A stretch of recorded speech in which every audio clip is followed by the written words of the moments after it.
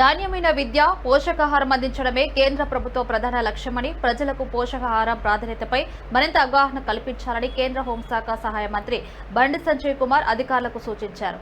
కరీంనగర్ జిల్లా కేంద్రంలోని కళాభారతిలో మహిళాభివృద్ధి, శిశు సంక్షేమ శాఖ ఆధ్వర్యంలో పోషణ మాసం ముగింపు వేడుకలు నిర్వహించగా కేంద్ర మంత్రి బండి సంజయ్ ముఖ్య అతిథిగా హాజరై మాట్లాడారు. తల్లిదండ్రులు ఆరోగ్యంగా ఉండి పిల్లలు పోషకాహార లోపం బారిన పడకుండా చూసుకోవాలన్నారు. ఇందుకు తగ్గట్లు మనం తీసుకునే ఆహారంలో మార్పులు చేసుకోవాలన్నారు. బాల్యంలో పోషకాహార లోపం అధిగమిస్తే చిన్నారులు శారీరకంగా, మానసికంగా దృఢంగా మారుతారని పేర్కొన్నారు.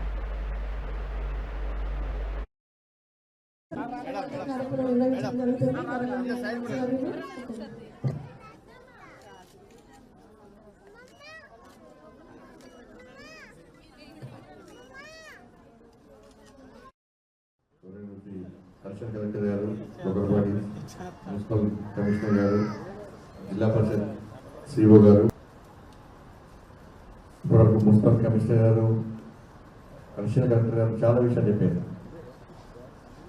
కేంద్ర ప్రభుత్వం, నరేంద్ర మోడీ గారి యొక్క ప్రభుత్వం యొక్క ఆలోచన కూడా అదే. ఈ కార్యక్రమం యొక్క ముఖ్య ఉద్దేశం కూడా అదే. చిన్నపిల్లలకు పోషకాహారంతో పాటు, కేవలం పోషకాహారంతో పాటు నాణ్యమైన విద్య విషయంలో అవగాహన కల్పించాలి, ప్రజల్లో కూడా చైతన్యం కలిగించాలని చెప్పి ఒక ఆలోచనతో 17th సెప్టెంబర్ స్టార్ట్ చేసినాం. ఆ రోజు నుంచి ఈ రోజు వరకు కూడా దేశవ్యాప్తంగా కూడా ఈ కార్యక్రమం నిర్వహిస్తున్నాం. అది తెలిసి తెలంగాణ రాష్ట్రంలో బ్రహ్మాండంగా కార్యక్రమం నిర్వహించేది కరీంనగర్ జిల్లా. నేను ఈ జిల్లా ఎంపీ అని చెప్పి చెప్తున్నాను.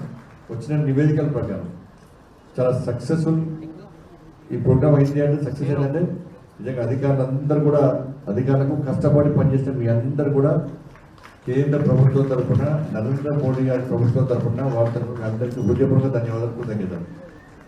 మీరు కష్టపడి పనిచేస్తున్నారు కాబట్టి మాకు కూడా సహకరించాలని చెప్పి ఆలోచన.